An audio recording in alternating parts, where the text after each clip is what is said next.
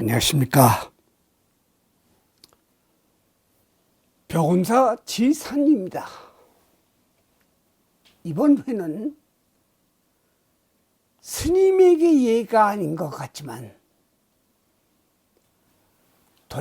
돌려가면서 꼭 묻고 싶어하는 제일 많은 질문 중에 상문살에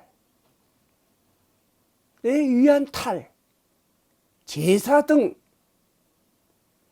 각종 행사에 참석 여부를 묻고 이에 피치 못해 갈 경우 어떻게 해야 하나에 대하여 답하려고 합니다.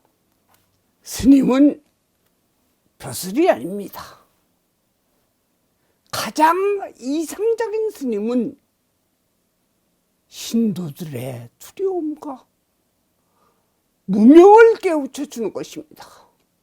접근 방법이 중요하기도 하죠. 무조건 스님으로서 자기 수행의 정당성만 고집하시는 분보다는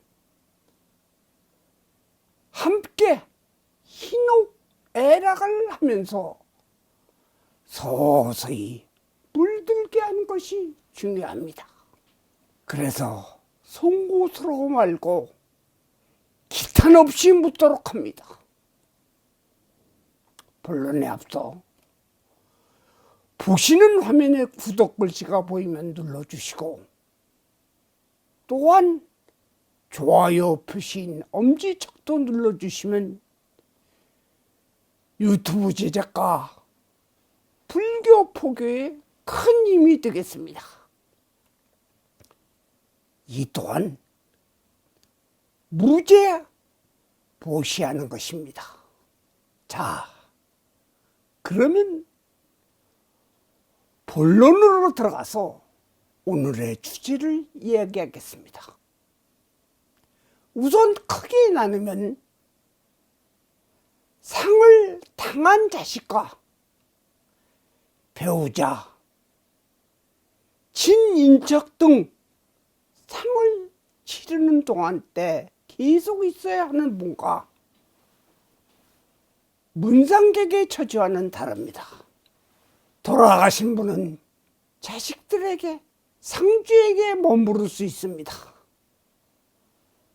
살아생전의 애착이나 계속되는 연결성을 갖고 자신이 죽었다는 것을 깨달지 못하는 경우는 원망과 미련이 많습니다.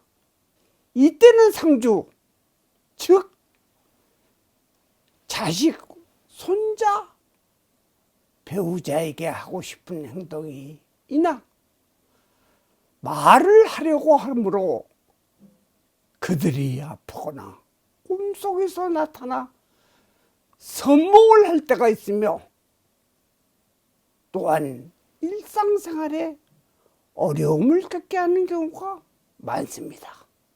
그것은 현대의학이나 상식적인 논리로 생각한다면 충격과 피곤함에 따른 면역력 저하에서 오는 현상이라고 생각하지만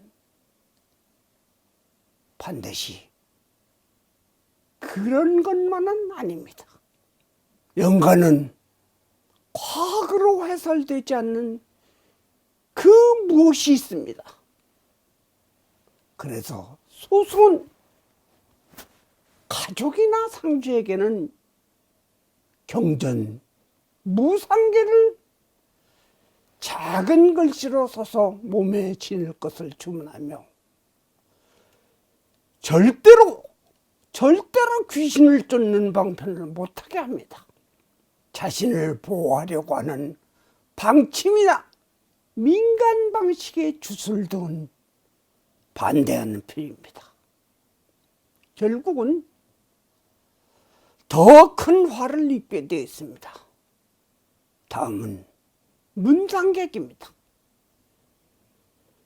평소 문상을 갔다 온 후 몸이 아프거나 이상한 증세에 시달렸던 경험이 많은 분은 안 가는 것이 제일 좋은 방편이나 평소에 청으로 보아 그럴 수 없거나 피할 수 없을 때는 이런 방편을 쓰십시오.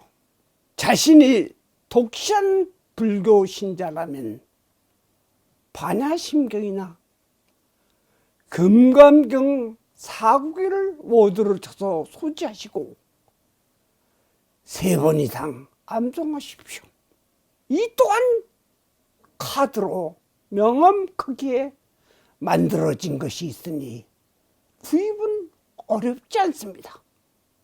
무늬만 불교 신자나 일반 사람들은 소금 주머니나 미나리 말린 이파리나 줄기 일부, 동쪽으로 뻗은 개복숭아나무 일부를 소지하시고 그것도 못 준비한 채로 가야 할 경우에는 갔다 온 후 집에 들어오기 전에 현관 앞에서 아파트 경우는 출입구에 들어서서 소금을 신발부터 상의, 하의, 양말에 뿌리는 방법과 들어오는 문상 갔다 온 사람에게 머리에 신문지를 덮고 숙주나물 삶은 것 일부를 올려놓고 항마 진언을 3번 하고 불교를 모르는 사람은 나쁜 객기는 어서 물러가시오를 3번 합니다. 또한 갔다 온 사람이 집에 들어가기 전에 외부에서 화장실을 3군데 가서 소변을 보는 방법이 있습니다. 그러나 앞에서 말한 상문탈을 경험한 사람들은 꼭 사전 방침을 선행하는 것이 좋고 무엇보다 절에 열심히 다녀 스스로 이겨나갈 힘을 길러야 합니다. 불가피하게 아무런 방법을 못하여 상문탈을 맞았을 경우는 빨리 가까운 절이나 퇴마사를 찾아야 하나 웬만하면 스스로 이기는 편이 앞으로도 무거운 부담을 줄 수가 있습니다.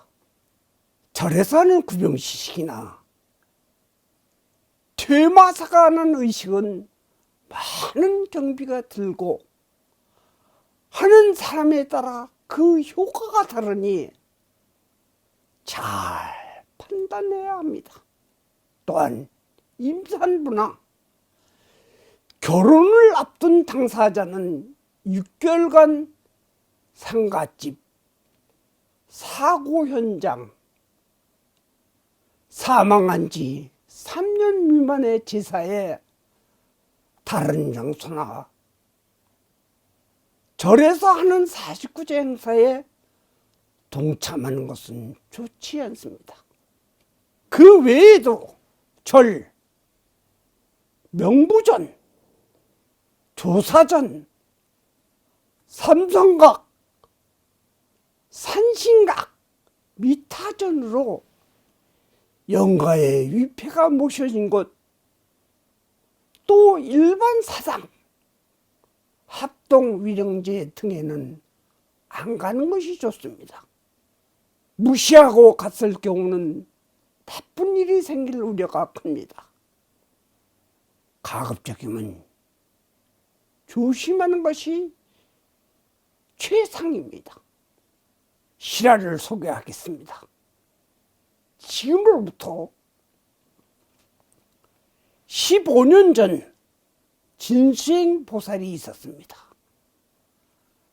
그는 우리 절에 수험생 기도차 왔었으나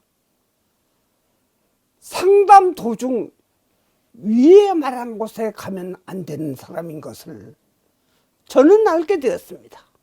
그래서 소송은 애가 수능 볼 때까지만 남의 상갓집에 가지 말고 도반의 49대에 참석하지 말고 가급적인 다사찰에 가더라도 대웅전이나 관음전에만 가고 영가가 안 모셔진 곳에만 가라고 당부했습니다.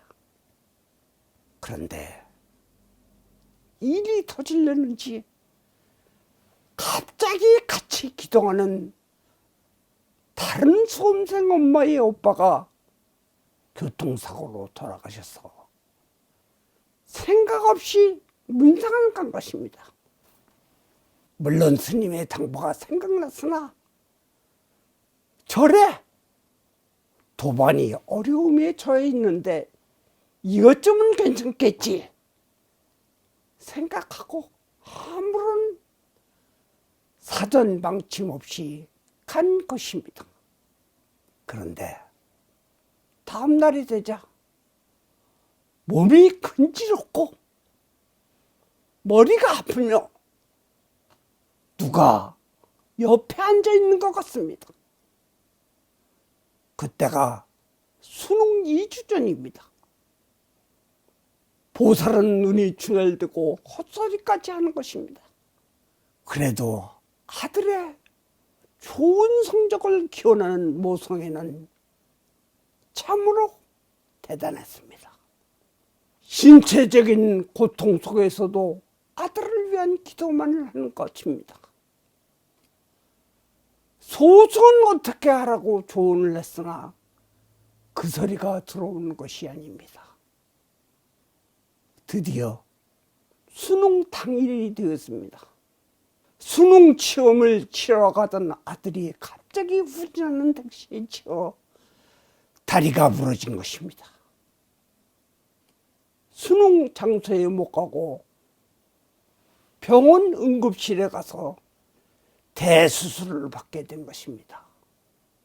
아들은 수능만 못 보았지만 그 엄마는 6개월 동안 태학병원 정신과에 입원하여 치료하고 남편도 저희 절에 찾아와 하소연을 하는 것입니다. 누구의 일도 아닙니다. 시청자 여러분, 자만하지 말고 이 내용을 숙지하시고 이행 바랍니다. 정법을 공부하는 신도들에게도 많은 침범할 수 있으니 기도 열심히 하시기를 바랍니다.